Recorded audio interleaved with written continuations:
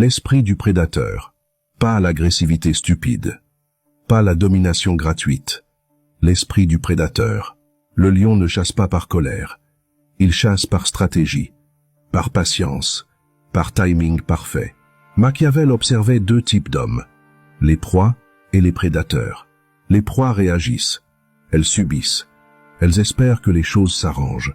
Les prédateurs agissent, ils créent, ils forcent le destin dans la direction qu'ils veulent. Dans les prochaines minutes, je vais te montrer comment passer de l'esprit de proie à l'esprit de prédateur, comment construire ton empire, selon les principes machiavéliens. Le principe numéro 5 va te faire réaliser pourquoi tu as toujours été une proie et comment changer ça définitivement. Écris prédateur en commentaire si tu veux développer cet esprit. Bienvenue sur Pensée Nue. On va te transformer. Laisse-moi être clair sur ce qu'est l'esprit du prédateur. Ce n'est pas être méchant, ce n'est pas écraser les autres, ce n'est pas l'agressivité aveugle. L'esprit du prédateur, c'est la clarté totale sur ce que tu veux et la volonté implacable de l'obtenir. C'est voir les opportunités que les autres ne voient pas. C'est agir quand les autres hésitent. C'est prendre ce qui est disponible avant que quelqu'un d'autre ne le prenne. Machiavel observait les princes. Certains attendaient que les opportunités viennent à eux. Ils espéraient, ils priaient, ils comptaient sur la chance. Ces princes perdaient leur pouvoir. Toujours. D'autres princes chassaient les opportunités. Ils créaient des situations favorables. Ils forçaient les événements. Ils prenaient avant qu'on ne leur donne. Ces princes construisaient des empires. La différence n'était pas le talent, ni les ressources. C'était l'esprit. L'esprit de proie versus l'esprit de prédateur. Aujourd'hui, c'est pareil. Regardez autour de toi. La plupart des gens ont l'esprit de proie. Ils attendent qu'on leur donne une promotion. Ils espèrent que leur business décolle. Ils prient pour que les choses s'améliorent. Résultat, rien ne change. Parce que l'univers ne récompense pas l'attente, il récompense l'action. Les gens qui réussissent vraiment ont l'esprit du prédateur. Ils ne demandent pas la permission. Ils prennent l'initiative. Ils créent leurs opportunités. Aujourd'hui, je vais te donner 7 principes pour développer cet esprit, pour passer de nul à maître de ton empire. Mets un like si tu veux arrêter d'être une proie. Principe 1. Identifie ce que tu veux avec une clarté absolue. Premier principe. La base absolue de l'esprit prédateur. Clarté totale sur ce que tu veux. Un prédateur ne chasse pas au hasard. Il identifie sa proie, précisément, puis il la traque. Les proies ne savent jamais vraiment ce qu'elles veulent. Elles veulent vaguement réussir, être heureuses, avoir plus d'argent. C'est trop flou, trop vague, impossible à atteindre. Machiavel écrivait « Celui qui ne sait pas où il va ne peut jamais y arriver ». Donc, première étape, clarté absolue. Pas « je veux être riche », mais je veux générer 20 000 € par mois d'ici 18 mois. Pas « je veux réussir », mais je veux construire une entreprise de 10 employés qui génère 1 million de revenus annuels d'ici 3 ans. Pas « je veux être en forme », mais je veux peser 75 kilos avec 12% de masse grasse d'ici 6 mois. Tu vois la différence? Spécifique, mesurable, temporel, cette clarté change tout. Parce que maintenant tu peux tracer un chemin. Tu peux identifier les obstacles. Tu peux agir stratégiquement. Les proies restent floues. Parce que la clarté les force à confronter la réalité, à admettre qu'elles sont loin de leur objectif, à accepter qu'elles doivent travailler dur. Les prédateurs aiment la clarté, parce qu'elle transforme un rêve en mission, une envie en stratégie. Exemple concret, 2 entrepreneurs. Entrepreneur A, je veux que mon business réussisse. Entrepreneur B, je veux atteindre 100 000 € de revenus annuels d'ici décembre. Ça signifie 8 300 € par mois. Avec un panier moyen de 500 €, j'ai besoin de 17 clients par mois. Pour obtenir 17 clients, avec un taux de conversion de 20%, j'ai besoin de 85 prospects qualifiés par mois, donc 3 par jour. Lequel va réussir? L'entrepreneur B, parce qu'il a transformé son objectif vague en action quotidienne précise. 3 prospects qualifiés par jour. Ça, c'est actionnable. C'est mesurable, c'est clair. Cette semaine, prends ton objectif principal, puis décompose-le jusqu'à l'action quotidienne. Qu'est-ce que tu dois faire aujourd'hui pour avancer vers cet objectif? Pas cette semaine, pas ce mois, aujourd'hui. Cette clarté est le premier pas de l'esprit prédateur. Parce qu'un prédateur sait toujours exactement ce qu'il chasse. Écris clarté en commentaire si tu vas définir ta cible. Principe 2. Agis avant d'être prêt. Deuxième principe. Celui que les proies refusent d'accepter. Agissent avant d'être prêts. Les proies attendent le moment parfait. Le moment où elles auront toutes les compétences, toutes les ressources, toutes les garanties. Ce moment n'arrive jamais. Les prédateurs agissent avec ce qu'ils ont. Maintenant, imparfaitement. Puis ils s'adaptent en cours de route. Machiavel observait. Les princes qui attendaient d'être totalement prêts ne démarraient jamais. Pendant qu'ils se préparaient, d'autres prenaient les territoires, les alliances, les opportunités. La préparation excessive est une forme de procrastination. Exemple brutal. Tu veux lancer un business. Esprit de proie. Je vais d'abord suivre toutes les formations, puis créer le site parfait, puis avoir 1000 abonnés sur les réseaux sociaux, puis je commencerai à vendre. 2 ans plus tard, toujours en préparation, 0 client, 0 revenu, esprit de prédateur. J'ai une compétence, j'ai un service à offrir. Je contacte 10 prospects cette semaine. Je propose mon service. Je commence avec ce que j'ai. 2 mois plus tard, 3 clients, 3000 € de revenus. Le business est lancé. Il apprend en faisant. La différence? L'action avant la perfection. Machiavel écrivait « Il vaut mieux agir imparfaitement que de planifier parfaitement sans jamais agir. » Pourquoi? Parce que l'action génère de l'information. Tu apprends ce qui fonctionne, ce qui ne fonctionne pas, ce que les clients veulent vraiment. Cette information vaut 1000 fois plus que n'importe quelle formation. Mais tu ne peux pas obtenir cette information sans action. Autre exemple. Tu veux changer de carrière. Esprit de proie. Je vais d'abord obtenir toutes les certifications, puis mettre à jour mon CV parfaitement, puis attendre le bon moment. 1 an plus tard, toujours dans le même job qu'il déteste. Esprit de prédateur. Je contacte 5 personnes dans le domaine qui m'intéresse cette semaine. Je leur demande un café. J'apprends. Je propose mes services, même sans certification. Je commence. 3 mois plus tard, 2 missions freelance dans le nouveau domaine. Il construit son expérience en temps réel. Le prédateur comprend. L'expérience réelle vaut 100 fois plus que la préparation théorique. Cette semaine, identifie une action que tu remets à plus tard, parce que tu ne te sens pas prêt, puis fais-la quand même. Imparfaitement. Maintenant, tu vas te sentir mal à l'aise. Parfait.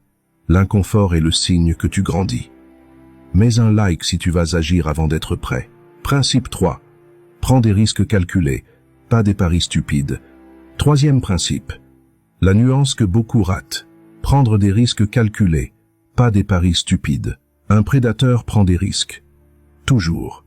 Parce que sans risque, il n'y a pas de récompense. Mais un prédateur intelligent ne parie jamais toute sa vie sur un coup unique. Machiavel distinguait risque calculé versus imprudence suicidaire. Risque calculé. Tu évalues les probabilités. Tu minimises les pertes potentielles. Tu maximises les gains potentiels. Puis, tu agis. Imprudence. Tu mises tout sur une chose sans plan B. Tu espères que ça marche. Exemple concret. Tu veux quitter ton job pour lancer ton business. Approche stupide. Tu démissionnes demain, sans économie, sans client, sans plan. Tu te dis, je vais me débrouiller. 6 mois plus tard, tu es ruiné. Tu reprends un job par nécessité. Le business n'a jamais décollé. Approche prédatrice. Tu gardes ton job, mais tu lances ton business à côté, soirs et week-ends. Pendant 6 mois, tu obtiens tes 3 premiers clients. Tu prouves le concept. Tu constitues 3 mois de réserve financière. Puis tu démissionnes. Avec une base solide. C'est toujours un risque. Mais c'est calculé. Tu as minimisé les chances d'échec total. Machiavel prenait toujours des risques. Mais il avait toujours un plan B. Une sortie de secours. Une alternative si ça échouait. Les princes qui pariaient tout sur une bataille sans plan de repli mouraient. Les princes qui prenaient des risques calculés survivaient même après une défaite. Comment évaluer un risque? Question 1. Quelle est la pire chose qui peut arriver si ça échoue? Peux-tu survivre à ça? Si la réponse est non, ne prends pas ce risque. Ou modifie l'approche pour que tu puisses survivre au pire scénario. Question 2. Quelle est la meilleure chose qui peut arriver si ça réussit? Est-ce que ça vaut le risque? Si le gain potentiel est minuscule, le risque n'en vaut pas la peine. Question 3. Peux-tu tester à petite échelle avant de tout miser? Si oui, fais-le. Toujours. Exemple. Tu veux investir dans l'immobilier. Approche stupide. Tu vends ta résidence principale. Tu mises tout sur un immeuble. Si ça échoue, tu es à la rue. Approche prédatrice. Tu épargnes. Tu achètes d'abord un petit appartement. Tu apprends à gérer. Si ça marche, tu réinvestis les profits. Si ça échoue, tu as appris avec un petit risque. Cette semaine, identifie le plus grand risque que tu veux prendre. Puis demande-toi, comment puis-je réduire le risque de perte totale tout en gardant le potentiel de gain élevé? La réponse à cette question transforme l'imprudence en courage calculé. Écris calculé en commentaire si tu vas prendre des risques intelligemment. Principe 4.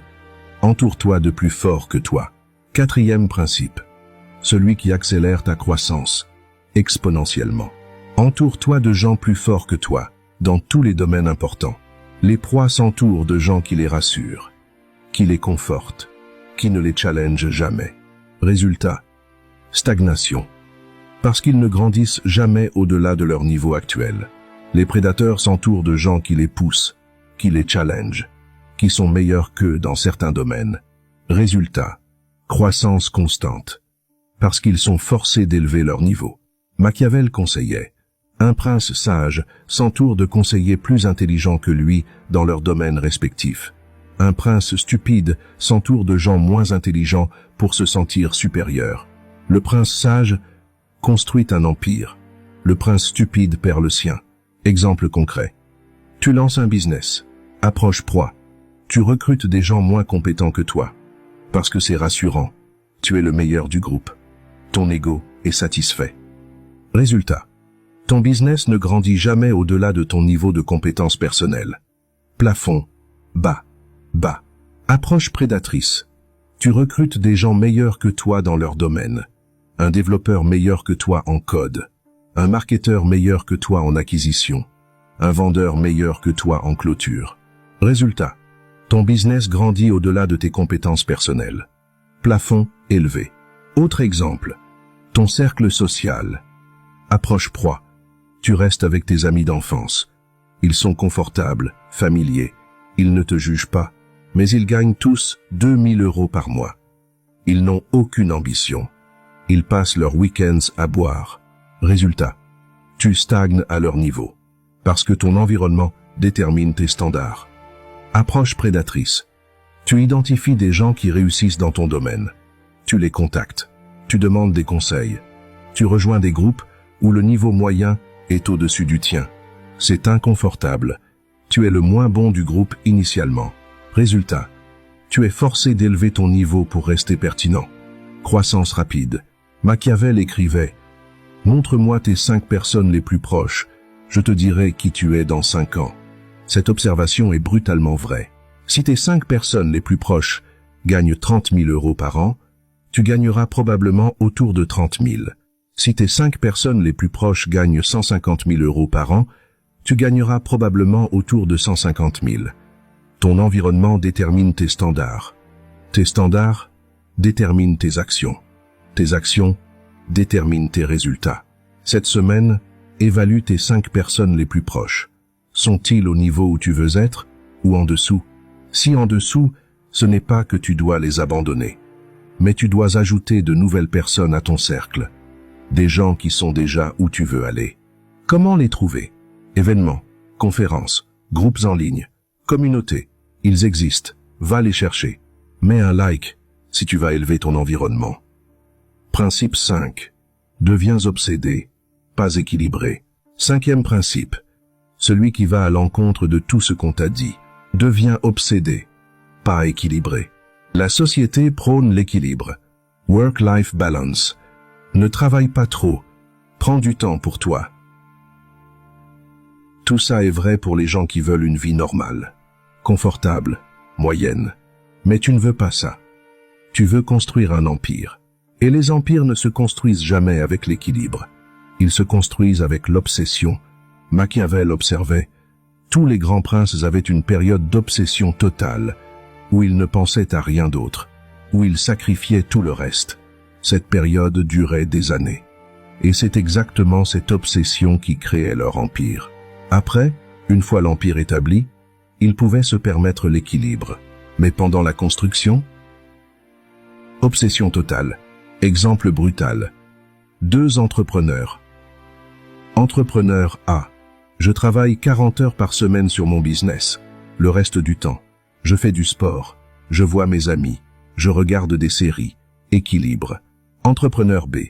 Je travaille 70 heures par semaine sur mon business. Je sacrifie le sport temporairement. Je vois mes amis moins souvent. Je ne regarde pas de séries. Obsession. 3 ans plus tard, entrepreneur A a un petit business qui génère 3 000 € par mois.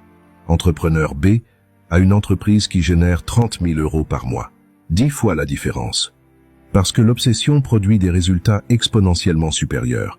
Pourquoi? Parce que les 30 heures supplémentaires ne sont pas juste 75% de temps en plus. C'est 75% de temps en plus sur les activités les plus importantes, celles qui font la vraie différence. Machiavel écrivait « Celui qui veut des résultats extraordinaires doit accepter des sacrifices extraordinaires. » Maintenant, attention. L'obsession ne veut pas dire stupidité. Ne sacrifie pas ta santé. Dors suffisamment. Mange correctement. Fais un minimum d'exercice. Mais sacrifie les distractions. Les séries, les réseaux sociaux inutiles, les sorties constantes, les hobbies non essentiels. Temporairement, pendant la phase de construction. Exemple personnel. Quand Machiavel écrivait Le Prince, il était obsédé. Il écrivait jusqu'à minuit, tous les jours, pendant des mois. Il n'avait pas d'équilibre. Il avait une mission. Et cette mission passait avant tout le reste. Résultat, un livre qui influence le monde 5 siècles plus tard. S'il avait cherché l'équilibre, Le Prince n'existerait pas. Il aurait écrit 1 heure par jour. Le livre ne serait jamais terminé. Cette semaine, décide, est-ce que tu veux l'équilibre ou est-ce que tu veux l'empire? Si tu veux l'empire, identifie 3 activités que tu peux sacrifier temporairement, puis réinvestis ce temps dans ta mission principale. Obsession pendant 3 ans, construis ce que l'équilibre ne construira jamais en 10 ans. Écris obsession en commentaire si tu vas sacrifier l'équilibre. Principe 6. Apprends de tes échecs sans t'y attacher. 6e principe. Celui qui sépare ceux qui abandonnent de ceux qui réussissent. Apprends de tes échecs. Mais ne t'y attache jamais. Les proies échouent et s'effondrent. L'échec devient leur identité. Je suis un raté. Je ne peux pas réussir. Ce n'est pas pour moi. Les prédateurs échouent et analysent. Qu'est-ce qui n'a pas marché? Pourquoi? Qu'est-ce que j'apprends? Comment je fais différemment la prochaine fois? Puis ils passent à l'action suivante. Sans s'attacher à l'échec. Machiavel échouait constamment. Ses missions diplomatiques ne réussissaient pas toujours. Ses recommandations n'étaient pas toujours suivies. Il a été emprisonné, torturé, exilé. Mais il n'a jamais laissé l'échec définir son identité. Il analysait, il apprenait, il adaptait, il continuait. Résultat, il est devenu l'un des penseurs les plus influents de l'histoire. S'il s'était attaché à ses échecs, il aurait abandonné après la prison. Il n'aurait jamais écrit « Le Prince ». Exemple moderne. Tu lances un produit. Il échoue. 0 vente. Réaction proie. Je suis nul. Mon idée était stupide. Je ne suis pas fait pour l'entrepreneuriat. L'échec devient identité. Abandon. Réaction prédatrice. Pourquoi ça n'a pas marché? J'interroge 10 personnes. Ah, le problème n'était pas assez douloureux, ou le prix était trop élevé, ou le messaging était confus. J'apprends. Je pivote. Je teste version 2, puis version 3. Version 4 fonctionne. Succès. La différence? L'attachement à l'échec versus l'apprentissage de l'échec. Machiavel écrivait « L'échec est information. Utilise l'information. Ne deviens pas l'information. » Comment appliquer ça concrètement? Après chaque échec, fais un post-mortem. Écris 3 choses. Qu'est-ce qui n'a pas marché? Pourquoi? Qu'est-ce que je change pour la prochaine fois? Puis archive. Ne relis pas constamment. Ne rumine pas. Tu as extrait l'information. Maintenant passe à l'action suivante. L'échec est un événement, pas une identité. Cette semaine, identifie un échec récent. Fais ton post-mortem. extrais les leçons, puis décide de ton prochain mouvement basé sur ces leçons. Résultat, l'échec devient carburant, pas frein. Mets un like si tu vas transformer tes échecs en apprentissage. Principe 7. Prends ce qui est disponible maintenant. 7e et dernier principe. L'essence même de l'esprit prédateur. Prends ce qui est disponible, maintenant, avant que quelqu'un d'autre ne le prenne. Les proies attendent qu'on leur donne. Elles espèrent être remarquées, être choisies, être récompensées. Les prédateurs prennent. Ils voient une opportunité et ils l'agrippent. Immédiatement, Machiavel observait. Les territoires ne sont jamais donnés. Ils sont pris. Les alliances ne sont jamais offertes. Elles sont négociées et saisies. Celui qui attend qu'on lui donne, attend pour toujours. Exemple concret. Une opportunité de projet apparaît dans ton entreprise. Approche proie. J'espère que mon manager va me le donner. Je vais attendre qu'il me remarque. Peut-être qu'il va penser à moi. Résultat. Quelqu'un d'autre demande le projet. Il l'obtient. Tu restes où tu es. Approche prédatrice. Je vais voir le manager immédiatement. Je veux ce projet. Voici pourquoi je suis la meilleure personne. Quand est-ce que je commence? Résultat. Tu obtiens le projet. Parce que tu l'as demandé directement. Autre exemple. Tu vois un client potentiel intéressant. Approche proie. Je vais attendre le bon moment. Je ne veux pas paraître trop agressif. Peut-être qu'il va me contacter s'il est intéressé. Résultat. Un concurrent le contacte. Le client signe avec lui. Tu as perdu l'opportunité. Approche prédatrice. Je le contacte aujourd'hui. Je présente mon offre. Je propose un rendez-vous cette semaine. Résultat. Soit il est intéressé et tu obtiens le client. Soit il ne l'est pas et tu passes au suivant. Mais tu as agi. Machiavel écrivait « La fortune favorise les audacieux, pas les timides ». Pourquoi? Parce que les opportunités ne restent jamais disponibles longtemps. Quelqu'un va les prendre. La question est, est-ce que ce sera toi ou quelqu'un d'autre?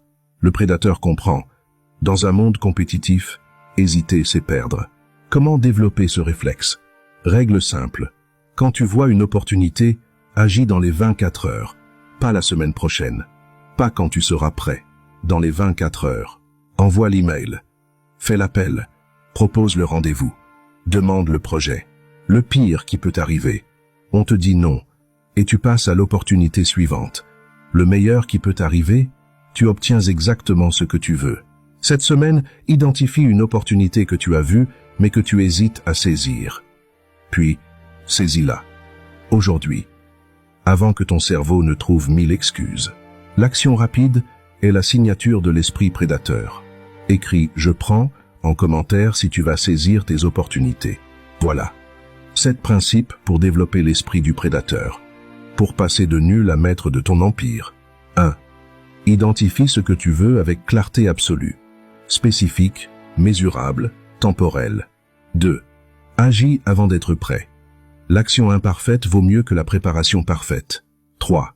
Prends des risques calculés, pas des paris stupides. Minimise les pertes, maximise les gains. 4.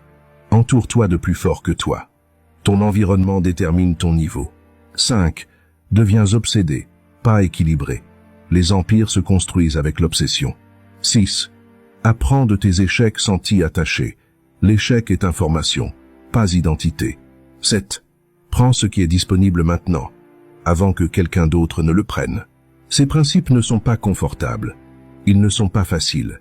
Ils vont à l'encontre de tout ce qu'on t'a enseigné sur l'équilibre, la patience, l'attente.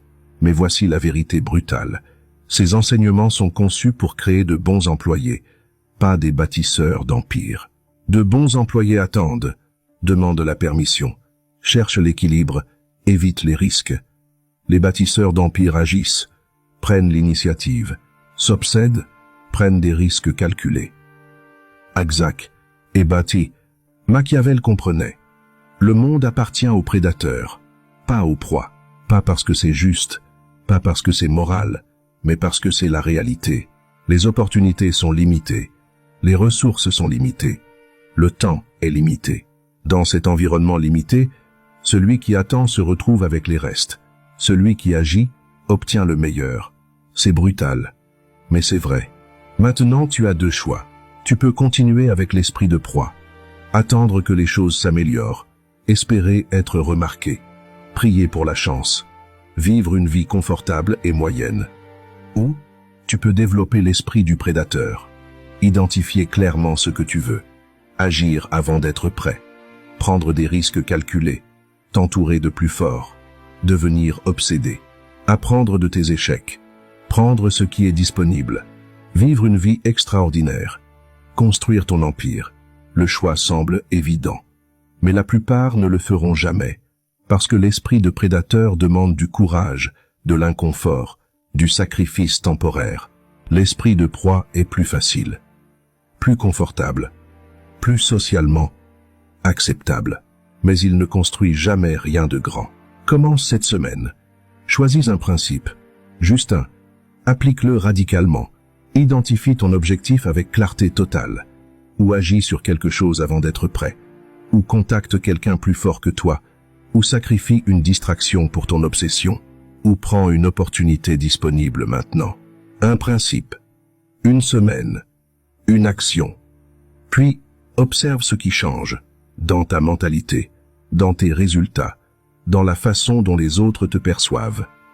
Les prédateurs sont respectés, pas nécessairement aimés, mais respectés, parce qu'ils obtiennent des résultats. Et dans le monde réel, les résultats parlent plus fort que les intentions. Abonne-toi si tu veux plus de principes machiavéliens pour construire ton empire. Et souviens-toi, l'esprit du prédateur n'est pas inné, c'est développé par la pratique, par la répétition, par la décision consciente d'arrêter d'être une proie. Fais cette décision aujourd'hui, puis agis en conséquence, tous les jours. En un an, tu ne te reconnaîtras plus. Tu seras passé de quelqu'un qui attend les opportunités à quelqu'un qui les crée, de quelqu'un qui espère le succès à quelqu'un qui le force. De nul à maître de ton empire, deviens le prédateur.